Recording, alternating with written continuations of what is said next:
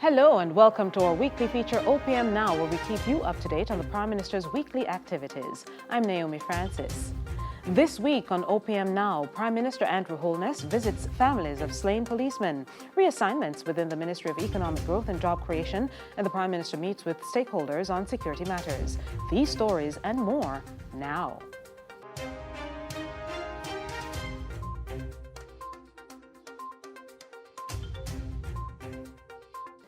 Prime Minister Andrew Holness visited the families of Corporal Dane Biggs and Constable Ricardo Hilton, who both lost their lives in the line of duty earlier this month. We are grateful for his service. I obviously didn't know him. Like, I wouldn't know personally the thousands of other policemen who every day put their lives on the line. But we're grateful for him. So on behalf of the Jamaican people, I'm here to tell you, thanks for letting us have him. Thank you for his service, and to let you know that the entire nation is praying with your family. We are encircling you with love and protection as you grieve in this difficult time. How are you doing?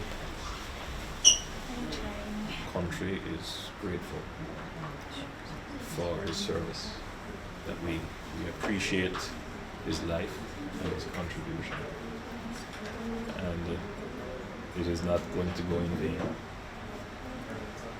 On Tuesday, June 23, Prime Minister Holness made a statement to Parliament on the extension of the states of public emergency in the Kingston Western and Kingston Central Police Divisions. The SOEs in the two divisions will be extended until July 25, when all SOEs in the island will end. I've always maintained that one murder is one too many, and there can be no delay in saving lives and protecting the residents and individuals who are most at risk in these communities.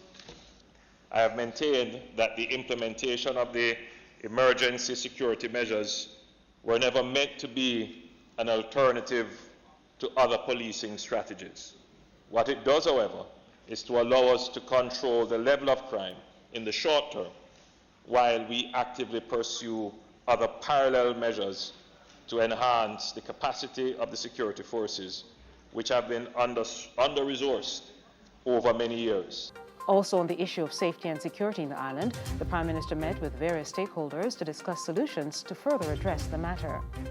Lots of misinformation is said about SOEs, but they have worked. But we are the first to acknowledge that this is just a short-term measure until we can get the other measures in force to address crime and violence in our country. We are happy always when we see initiatives like these. We are particularly happy when people who have deep knowledge and experience in these matters bring them to the table to assist. And we see it as important in narrowing the sometimes unbounded space for political mischief and misdirection. And I think it is important that stakeholders, citizens, interest groups come to the table, right, and put their perspective and their views. Government will always retain the responsibility. It can't divest it. But at the same time, our government is participatory, inclusive. Our view is that notwithstanding what takes place, just like over the last 30, 40 years, we're all resolute in our view of how we need to address the issue of crime and violence, starting from the very principle of our social and community interactions. In keeping with the government's objective to continue the expansion of the construction sector and modernize Jamaica, Prime Minister Holness met with the Urban Development Corporation. The discussion was focused on strategic real estate management and development. And Prime Minister Holness has made further changes to the ministerial arrangements in the Ministry of Economic Growth and Job Creation. Minister without portfolio, the Honourable Darrell Vaz, will assume responsibility for water and housing portfolios and subject matters having to do with certain special economic projects. The newly appointed Minister without portfolio, the Honourable Leslie Campbell, has been assigned the portfolios Land, Environment and Climate Change. Prime Minister Holness said the entire focus of government must be on ensuring that Jamaica recovers stronger from the COVID-19 pandemic while securing lives and livelihoods. As at June 29, Jamaica had 131 active COVID-19 cases, with importantly no critically or moderately ill patients. Since March 10 this year, there's been 696 positive cases in Jamaica, with 552 recovering. That's a 79.3% recovery rate from the illness. And we end this week's episode of OPM Now on a lighter note. Prime Minister Andrew Holness popped into the Radio Jamaica studios during the daytime talk show Hotline hosted by Emily Shields. The Prime Minister answered various questions ranging from health to politics and even took off his jacket for a challenge from the host to respond to questions while doing push-ups. I heard your wife saying how your body tight and firm and all them something.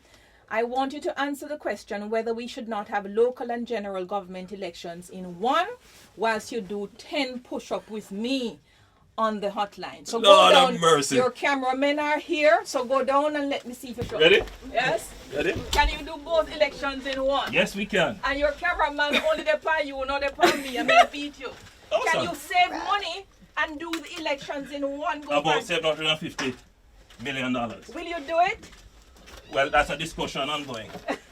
When do you hope to have the end to that discussion? Well, I believe we might have to change some laws. Well, that's about all the time we have for you. Thank you, About Prime more than Minister. 10. Thank you, Prime Minister. That was about 15. Time for meditation on you. And coming up next week on OPM Now.